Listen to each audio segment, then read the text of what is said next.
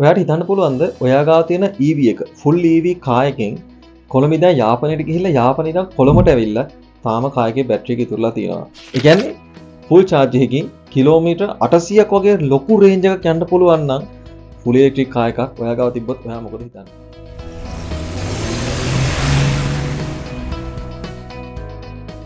මේක ඒ කාර් එකේ විශේෂත්වය විතරක් නෙමෙයි. පැයට කිලෝමීටර් 0 ඉඳන් පැයට කිලෝමීටර් 60 දක්වා වේගයට තප්පර 3කින් යන්න පුළුවන්. ඉතින් මේ කාර් එක නිෂ්පාදනය කරන්නේ ඇමරිකාවේ. ඒ වගේම හෝස් පවර් 819ක්. ඒ නිසානේ 0 ඉඳන් 60ට තප්පර 3කින් යන්න පුළුවන්. ෆුල් ඉලෙක්ට්‍රික් මේ EV එක තමයි Lucid Air Grand Touring. ඉතින් මේ කාර් එක ගැන අද කතා කරනවා Smart Life LK මගේ මේ YouTube channel එක තුරින්. ඉතින් මේ කාර් එක ගැන ඔයගොල්ලෝ කලින් අහලා නැතුව ඇති. මේ කාර් ගැන කතා කරමු. මේක ලංකාවට අරන් ආවොත් කොච්චර මුදලක් වෙයිද?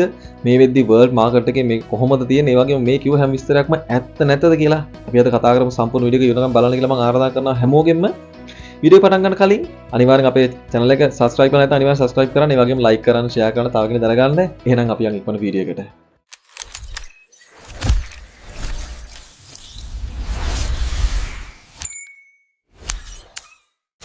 ඉතින් මම කාර්යෝ කරන කෙනෙක් නෙමෙයි. හැබැයි අලුතෙන් එන තාක්ෂණයත් එක්ක අපි ලෝකෙ ඉස්සරහට යනවානේ. ඉතින් ඒ තාක්ෂණය ගැන කතා කරන තමයි මම ඉන්නේ. අපි මේ කාර් ගැන මෙන්න මෙහෙම ලොකු විස්තරයක් කතා කරොත් මේකේ විශේෂත්වය වන්නේ. ඒ කියන්නේ ඇට්‍රැක්ෂන් එක තමයි මේකේ රේන්ජ් එක. ඉතින් මේ වෙදි මේක ටෙස්ටින් ඩ්‍රයිව් එකත් එක්ක මයිල්ස් 512ක්. ඒ කියන්නේ 7512ක් කියලා කියන්නේ කිලෝමීටර් 824ක් එස්ටිමේටඩ්. ආසන්න වශයෙන් රෆ්ලි යන්න පුළුවන් කියලා කියනවා. හැබැයි මේක විවිධ ස්ථානවල විවිධ රටවල මේක ටෙස්ටින් ඩ්‍රයිව් කරලා තියෙනවා.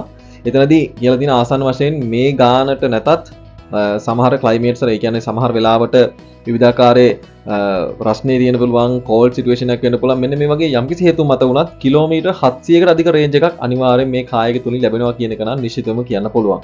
ඒ කියන්නේ Lucid Motor සමාගම මේ Air Grand කියන මේ කාර් මොඩල් එකට මොකද මේක රේන්ජ් එක වැඩි කරන්න බැටරි එක විතර ලොක් කරන විතර ප්‍රමාණවත් නැහැ කියන එක ඒගොල්ලෝ තේරුම් කරලා තියෙනවා. ඒ වගේම ඒගොල්ලෝ ඒක කියන හිතලා තියෙනවා.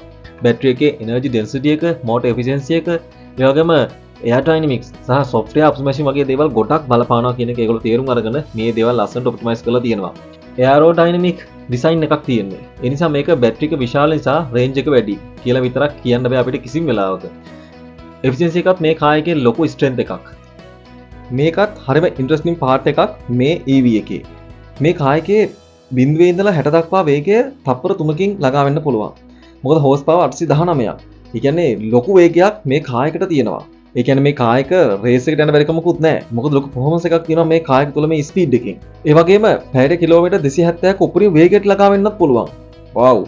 ඒ කියන්නේ හිතලා බලන්න එක පැත්තකින් ගත්තාම කිලෝමීටර් 800කට වැඩි රේන්ජ් එකක් අනිත් පැත්තෙන් පැයට කිලෝමීටර් 270ක ලොකු ස්පීඩ් එකක් 0 ඉඳන් 60 වෙනකම් තප්පර 3කින් ඇක්සලරේට් කරන්න පුළුවන්. මාරයි නේද? මේක නම් ෆුල් පැකේජ් එකක්.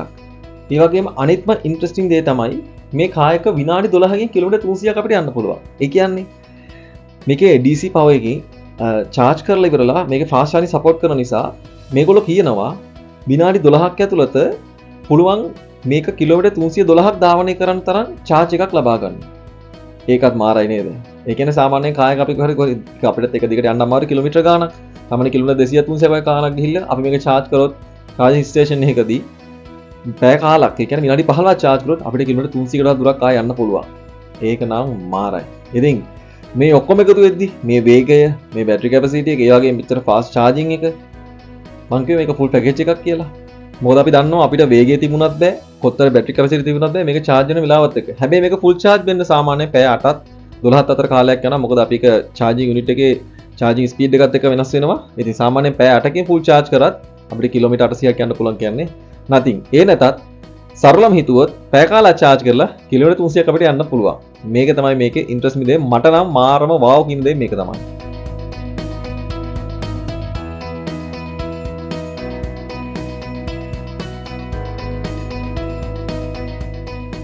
අපි මේ කාර් එකේ රේන්ජ් එක ස්පීඩ් එක විතරක් නෙමෙයි.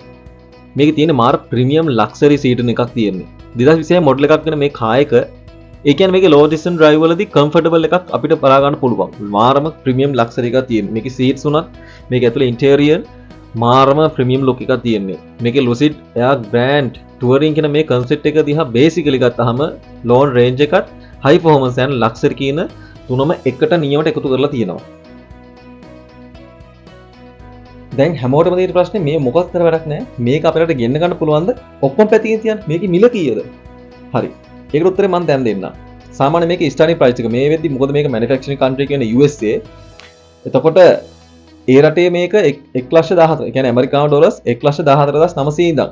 සාමාන්‍යයෙන් මම විස්තර හොයපු විදිහට නම් ගොඩ දෙනෙක් මේ විදිහට පාවිච්චි කරනවා මේ වාහනේ අරගෙන. එතකොට ඒගොල්ලෝ කියන්නේ 1,35,000 ඉඳන් තමයි ඒගොල්ලන්ට ගන්න පුළුවන් උනේ කියලා ඒගොල්ලෝ හොයන මොඩල් එක. ඒ කියන්නේ Lucid Air Grand Touring කියන මේ කාර් එක. එතකොට ඇමරිකානු ඩොලර් 1,35,000 කියන සාමාන්‍ය අපේ රටේ අපි නිකන් කන්වර්ට් කරලා බැලුවොත් කොහොමත් මිලියන 40කට ආසන්න මුදලක්. ඉතින් කෝටි 4ක් අපේ ලංකාවේ මුදලෙන් මම හිතන්නේ ඒ වගේ මුදලකට මේ වගේ කාර් එකක් පර්ෆෙක්ට්. මොකද අද අපේ රටේ කෝටි 2.5 3 වගේ තියෙනවත් එක්ක සමහරට මේක වැට් එක ගණන් මනම් වැදලා ඉද්දි තව කෝටියක් විතර දෙන්න පුළුවන්. සමහරට කෝටි 5ක් වෙයි. හැබැයි ඉතින් ඔය රොයල් රොයිස් ගන්න කට්ටියට මේ වගේ කාර් එකක් ගත්තාම පිස්සු හැදෙන. මොකද අපේ වගේ වර්ග කිලෝමීටර් 64,000ක තියෙන පොඩි රටකට කිලෝමීටර් 100ක් යන පුළුවන් වාහනයක් ඔයාලඟ තියෙනවා නම් charge කරලා ඉතින් එහාට ගහන්න දෙයක් නැහැ. මොකද මේ වෙද්දි ඉන්ධනත් එක්ක තියෙන පෙරලියත් එක්ක ඉන්ධන ලීටරයක් 414යි. රුපියල් 400 ඉන්ධන ලීටරයක් අපි විදන් කරද්දී මේ වගේ ෆුල් චාර්ජ් එකක් ගහලා මෙච්චර දුරක් යන්න පුළුවන් කියන්නේ අපේ වගේ රටකට නම් මේක අමු එකයි ෆුල් පැකේජ් එකක්. ඊළඟට තියෙන ප්‍රශ්නේ තමයි මේක ලංකාවට ගෙන්වයිද? තාමත් අපේ රටේ මේ Lucid කම්පැනි එක කියන්නේ Lucid Motors ලාගේ තාම කිසිම ඩීල් එකක් අපිට දකින්නට නැහැ. හැබැයි රුදුරු අනාගතේ, ඒ කියන්නේ ඉතා ඉක්මනින් සමහරට ලබන අවුරුද්ද වගේ වෙද්දි මේ වාහන මේ රටට ආනයනය කරයි. හැබැයි ඉතින් මේක පට්ට ගාණක්. ඒ කියන්නේ ලක්ෂ කීයද 400 500ක වගේ මුදලක් නිසා. මොකද අපේ රටේ දෙද්දි අපි දන්නවා ටැක්ස් මේ වගේ ගොඩාක් දේවල් එකතු වෙනවා. මේ ටැක්ස් වල ඔක්කොම එකතු මේක මම හිතා මං කිව්ව එකයි. සමහරට මිලියන 50න් උඩයයි. ඉතින් මේ වගේ මුදලකට උනත් ගන්න පුළුවන් කට්ටිය ඉන්නවනේ. ඒක වටිනවා මං හිතන්නේ මුදලට.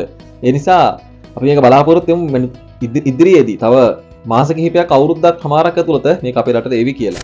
රයිට්. දැන් කෙනෙක් අහන්න පුළුවන් අපේ රටේ BYD තියෙනවා. කිලෝමීටර් 400 ගානක් රේන්ජ් එකක් තියෙන වාහන අපේ රටේ තියෙද්දි. ඒ වගේම අපි දන්නවා ඩොන්ෆෙන් මේ වගේ වාහන මාර්ග ගොඩක් තියෙනවාද? ඉතින් මෙච්චර දේවල් තියෙද්දි අපිට මොනවාටද Lucid එක? අනික කෝටි 4-5ක් වියදම් කරන්න නැහැ කියන එක. හැබැයි පොඩ්ඩක් හිතන්න. අනිත් පැත්තෙන් අහයි ඇමරිකාවේ තියෙන හොඳම එක තමයි ටෙස්ලා. මේ වගේ කතිය තව රිප්ලේස්මන්ට් මොනකටද?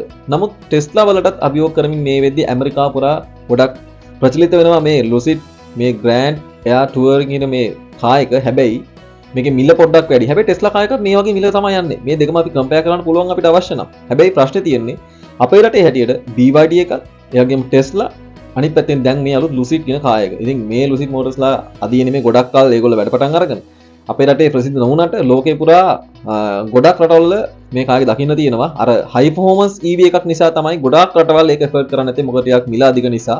ඒ වුණාට මං හිතන්නේ මේ කාර් එක පට්ටම ෆුල් පැකේජ් එකක්. මං කලින් කිව්වා වගේම මං වීඩියෝ කරන කලින් අනිවාර්යයෙන්ම කියන්න ඕනේ මේ කාර් එකේ තියෙන මේ කිලෝමීටර්ස් 824. ඒ කියන්නේ මේ කිලෝමීටර් 824 ඇවිල්ලා ටෙස්ටින් ඩ්‍රයිව් එකක්. මොකද මේක වෙනස් වෙන්න පුළුවන්. මේගොල්ලෝ කියන්නේ මේ ගාන ආසන වශයෙන් යන්න පුළුවන් කියන එක හේතුව අපි දන්නා විවිධ කන්ට්‍රීස් වල වෙදර් එක. සමහර මංගිකයි රස්න වෙන්න පුළුවන්, සීතල වෙන්න පුළුවන්. ඒ වගේම රෝඩ් කන්ඩිෂන් එක හොඳම පාරක් නොවෙන්න පුළුවන්. අනිත් පැත්තෙන් ගත්තහම ඩ්‍රයිවිං ස්ටයිල් එක. කෙනාට වෙනස් ඩ්‍රයිවිං කරන ස්ටයිල් එක. ඉතින් මෙන්න මේ වගේ හේතු කාරණා නිසා මේ රේන්ජ් එක කිලෝමීටර් 700 දක්වා අඩු වෙන්නත් පුළුවන්. ඒත් ප්‍රශ්නයක් නෑ මම නම් හිතන්නේ. මොකද ලෝකෙක වෙන කිසිම වාහනයක් නෑ කිලෝමීටර් 700ක් යන්න පුළුවන් කිසිම EV කාර් එකක් නෑ අපිට දකින්න පුළුවන්. අනිත් දේ තමයි වැදගත්ම දේ මේ Lucid කාර් එක Lucid Air Grand Touring කියන මේ EV එක මේ කාර් එක ස්පෝර්ට් එකක් නෙමෙයි. හැබැයි ස්පෝර්ට්ස් මොඩල් එකකට වගේ. මොකද ඒ තරම් ස්පීඩ් ඇක්සලරේෂන් ස්පීඩ් එක හොඳයි. ඒ වගේම හොඳ පර්ෆෝමන්ස් එකක් තියෙනවා. අනිත් පැත්තෙන් ගත්තාම මේක software development එක අනිත් පැත්තෙන් මේ කාර් එකේ තියෙන range එක සහ fast charging එක. මේක මාර full package එකක්. වීඩියෝ ඉවර කරන්න කලින් මම ඔයගොල්ලන්ට කිව්වේ ඒකයි. ඉතින් මේ ගැන තව විස්තර හොයන්න පුළුවන්. ඔයගොල්ලෝ YouTube එකේ තව search කරලා බලන්න. මොකද අපිට මේක experience කරන්න විදිහක් නැහැ ඇත්තටම. ඉතින් ඇමරිකාට යන්න මේක experience කරන්න මේ වෙද්දි. සහ යම් කිසි රටවල් කිහිපයක අපිට මිඩල් ඊස්ට් කන්ට්‍රි වල ලොකුට දකින්නට නැහැ. මොකද ඒ තරම් මේක එෆර්ට් කරන්න ටිකක් අමාරු නිසා. අපේ රටේ මේ වෙද්දි මේ Lucid Air Grand Touring කියන කාර් එක එෆර්ට් කරන්න පුළුවන්. මුදලක් තියෙන කට්ටිය ඇති. ඇත්තට මේ කාර් එක ඕගොල්ලන්ට ගන්න හම්බුනොත් ඕගොල්ලෝ මොකද හිතන්නේ? ඒකේ අනිවාර්යෙන් කමෙන්ට් කරන්න. මේ කාර් ගැන හිතන කෙනෙක් හරි ඉන්නවනම් අනිවාර්යෙන් කමෙන්ට් කරන්න. ප්‍රශ්න තියෙනවා අනිවාර්යෙන් කමෙන්ට් කරන්න. අපි ඉස්සරහට මේ ගැන කතා කරමු. මොකද මේ විදිහට විවිධ මාදලි වර්ග ගොඩක් තියෙනවා. නමුත් ඒගොල්ලන්ගේ ඉම්ප්‍රෙසිව් කාර් එක තමයි මේ Lucid Air Grand Touring කියලා කියන්නේ. ඉතින් මේකට තව විස්තර කතා කරමු. ඉස්සරහට තව විස්තර හොයලා බලලා. එහෙනම් ඉතින් ඉක්මනින්ම අපිට මේ කාර් එක ලංකාවේ දැක්ගෙන හැකියාව ලැබේවා කියලා ප්‍රාර්ථනා කරන ගමන් මම වීඩියෝ කරන. එහෙනම් හැමෝටම සුබ දවසක් වේවා. ජය වේවා. හැමෝලොත් වීඩියෝ එකේ